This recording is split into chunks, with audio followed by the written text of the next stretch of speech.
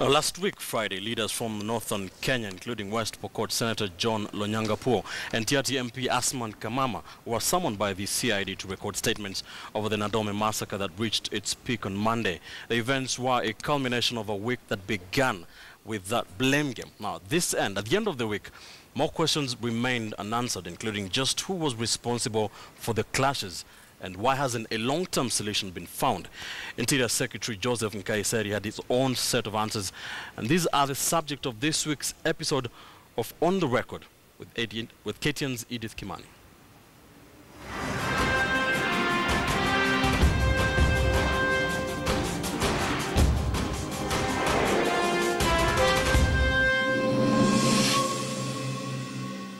The events of last week have once again shown how little mind the government seems to pay to the issue of security. On Saturday, a group of armed bandits attacked a village in Baragoi, killing 14 people.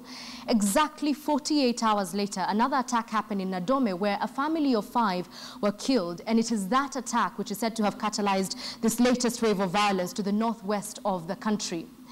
On Wednesday, please remember the attacks began on Saturday. The cabinet secretary, whose core function is to ensure security within Kenyan borders, finally spoke out. After 3 days of silence, this is what he had to say.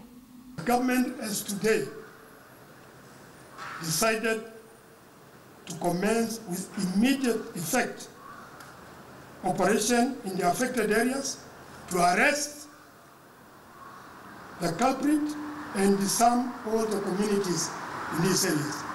There was nothing wrong with Joseph Nkaiseri's speech, but as a strategy, disarmament has historically done little to end clashes in Kenya. Before we even go so far back, let me take you to 6 months ago when 22 police officers were killed by armed bandits in Kapedo. Remember this?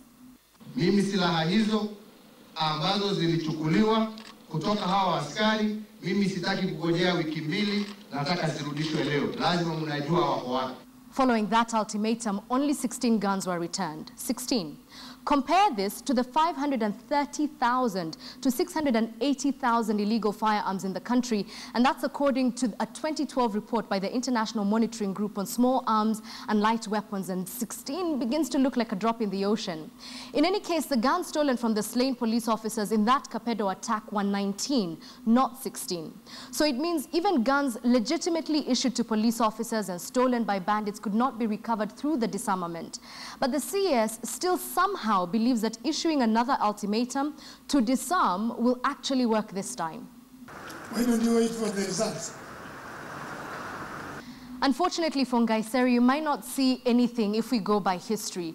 In the 1920s, British colonialists began Operation Tennis, the earliest recorded civilian disarmament drive in Kenya, in an effort to collect arms from the Turkana community. Now, the pastoralists quickly relocated to avoid giving out their guns, and the disarmament operation failed. In February of 1984, the Moi government launched Operation Nyundo, and that was together with the Ugandan government to disarm the Turkana and Pokot. This time, the disarmament drive was on a large scale with coordinated ground and air troops.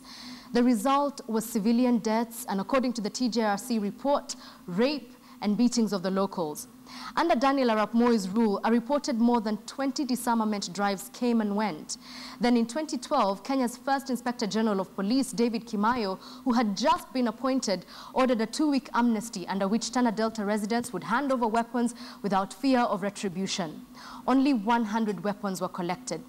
But even with all this historical evidence against a tried, tested, and multiple times failed strategy, the CS insists. Why don't you wait for the results? Look, we're not saying that this operation will certainly not work, but there's been little to no information on the said operation. A sweeping statement on how communities will be disarmed and military deployment is all there is. But let's look at this more critically. Turkana County alone, as reported last week, is 77,000 square kilometers. That means Nairobi County, with its 696 square kilometers, is 110 times smaller than Turkana. In fact, Turkana is so large that its northmost point is almost 800 kilometers from its southmost point. And in case you're wondering, that's like traveling from Mombasa to Kisumu in one county. Let's not forget that Turkana is only one of 5 counties where this sort of violence has been commonplace. One of 5 marginalized, highly underdeveloped, large counties. So it's only common sense that getting access to and making any real long-term change will require local leadership. And this is where the other problem comes in. Instead of preaching peace, some of them have persistently engaged in warlike activities, sometimes encouraging and inciting violence against other communities. This act of terror is unacceptable. The Cabinet Secretary wants us to believe that politics is all that is at play in their violence. There's no reason not to believe him, and the truth is that the clashes are multifaceted.